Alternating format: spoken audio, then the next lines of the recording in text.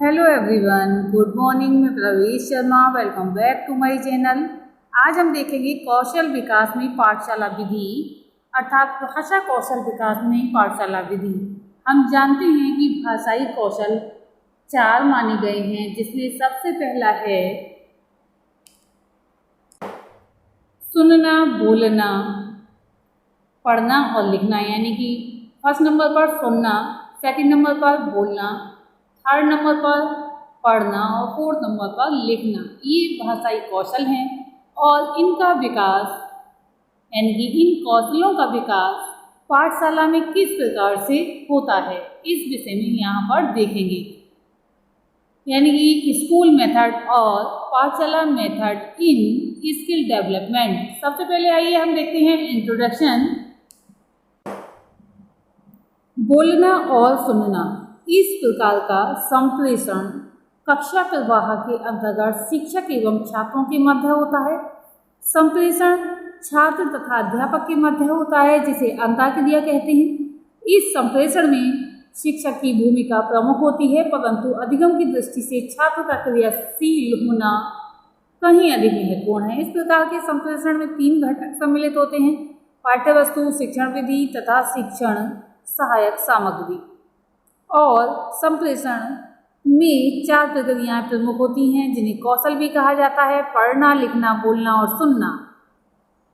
जिसमें कि मौखिक संप्रेषण के अंतर्गत बोलना तथा सुनना प्रमुख क्रियाएं होती हैं। अब हम देखेंगे लिखना और पढ़ना।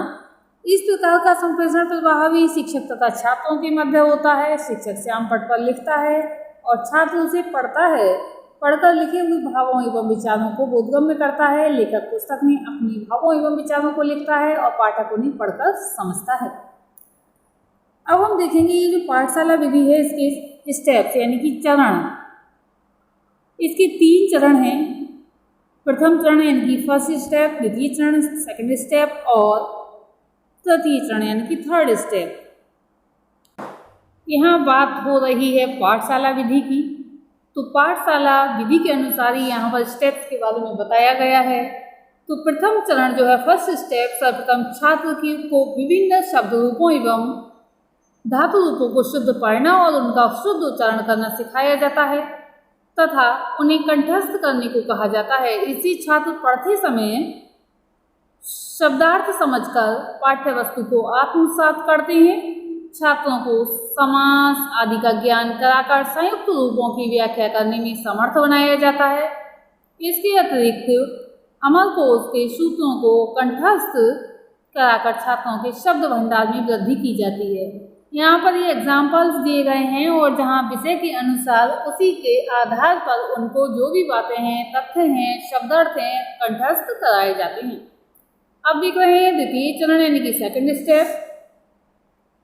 इसमें अगर संस्कृत की बात करें, क्योंकि पाठशाला विधि में उसका महत्व विशेष रूप से होता है, लघु कौमुदी द्वारा प्रारंभिक व्याकरण का ज्ञान कराया जाता है और सूत्रों आदि की व्याख्या की जाती है तथा संस्कृत गद्य व पद्य के सरल चुने हुए अंशों को पढ़ने के योग्य बनाया जाता है। थर्ड स्टेप, इसमें सिद्धांत कौमुदी, पाणिनि की अष्टाध्यायी तथा पतंजलि की महाभाष्य द्वारा संस्कृत साहित्य का ज्ञान कराने के लिए संस्कृत कालीन ग्रंथों तथा विज्ञान व दर्शन व प्रकरण ग्रंथों का अध्ययन कराया जाता है। काव्य ग्रंथ सबके लिए अनिवार्य होते हैं, जो 5 जैसे कविता, गद्य, नाटक, चंपू तथा साहित्यिक समालोचना है। इसमें प्रकरण ग्रंथ का चयन इस प्रकार से होता है, जैसे कि पद्य कालिदास का रघुवंश, कुमार संभव, भारवी का त्रातार्जनीयम, मार्ग शिशुपाल वधम, हर्ष का नैषधीयचरितम। और गद्य है, इसमें हितोपदेश, पंचतंत्र, 10 कुमार चरित, वाशिवदत्ता, हर्षचरित, कादम्बरी।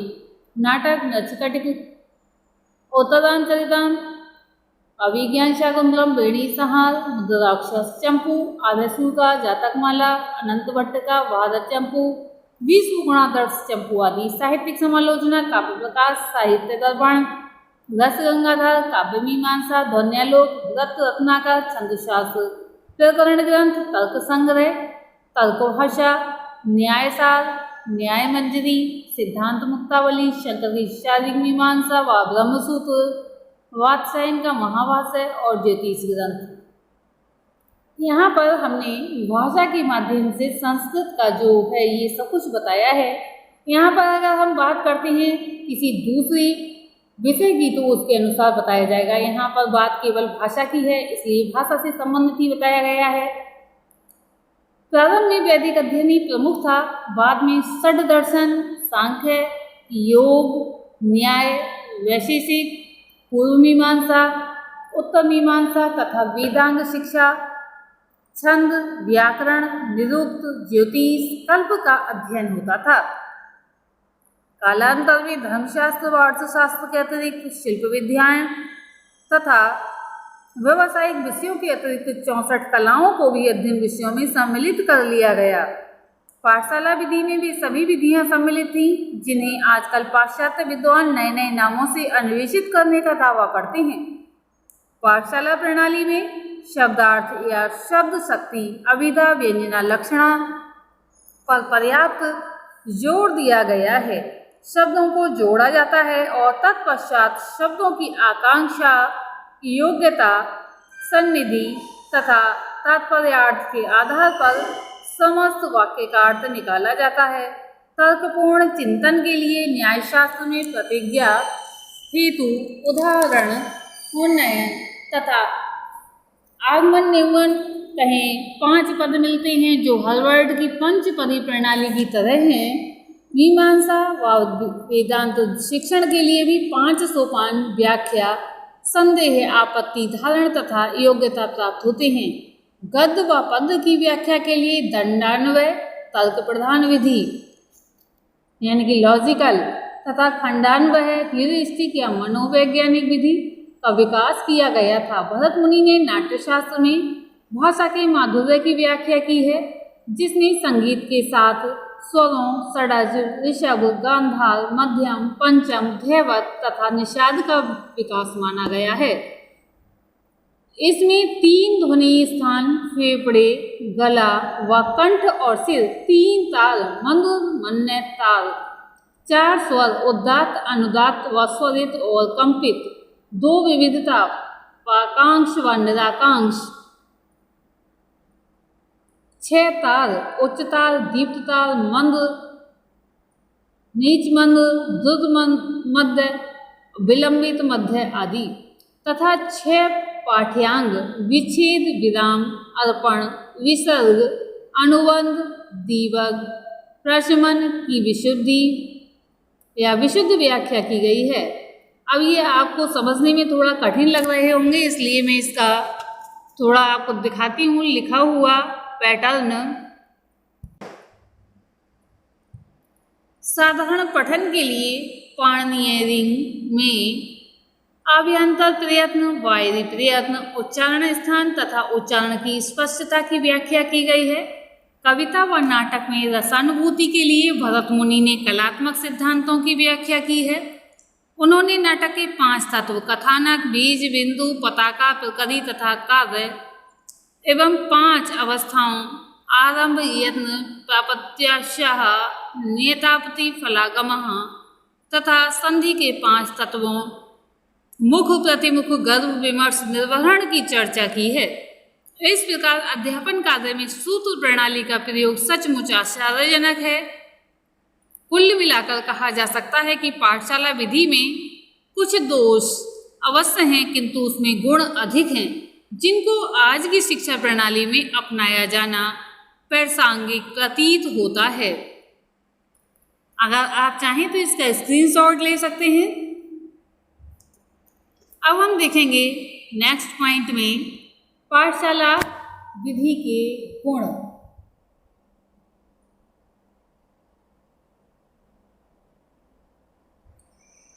सांस्कृतिक एवं आध्यात्मिक महत्ता के कारण ये विधि आवश्यक है। भारतीयता एवं संस्कृत को अक्षुण्ण बनाए रखने के लिए विधि अपरिहार्य है। इस प्रणाली में शिक्षण मन, वचन व कर्म की पवित्रता तथा गुरु के प्रति श्रद्धा पर आधारित होता है। गुरु शिष्य संबंध पारिवारिक होते हैं। फलस्वरूप ये छात्रों में चरित्र, नैतिक मूल्यों, आत्मसंयम, अनुशासन, मौलिक चिंतन, तर्क शक्ति तथा निरीक्षण शक्ति के विकास में सहायक हैं। भारतीयता एवं संस्कृत साहित्य में शोध व अनुसंधान के लिए ये विधि बहुत ही उपयोगी सिद्ध हुई है।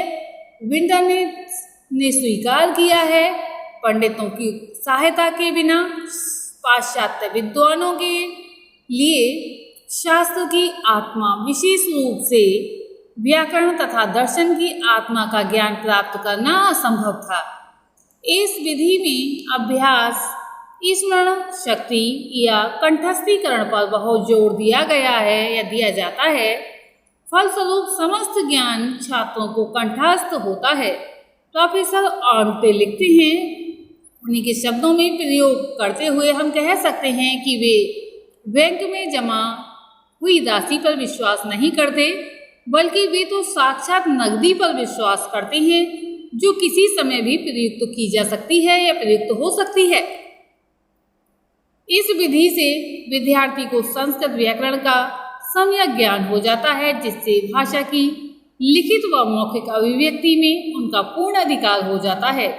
इस विधि का प्रयोग करने वाले अध्यापक को विषय का पूर्ण ज्ञान होता था, जो शास्त्रार्थ के माध्यम से छात्रों को व्यापक व पूर्ण जानकारी देते थे। इससे छात्रों में आत्मविश्वास, विषय का गहन ज्ञान तथा प्रतिभा का विकास होता था। कंठस्थीकरण के कारण ही पहले अपने विषय का विशेषज्ञ शिक्षक होता था, और आज का शिक्षक बहुत से विषयों के डिग्रियां प्राप्त करते हैं, किंतु एक विषय पर कमांड इसलिए नहीं कर पाते क्योंकि उन्हें बहुत क्षेत्रों में अपनी सुरक्षा कवच तैयार करना होता है।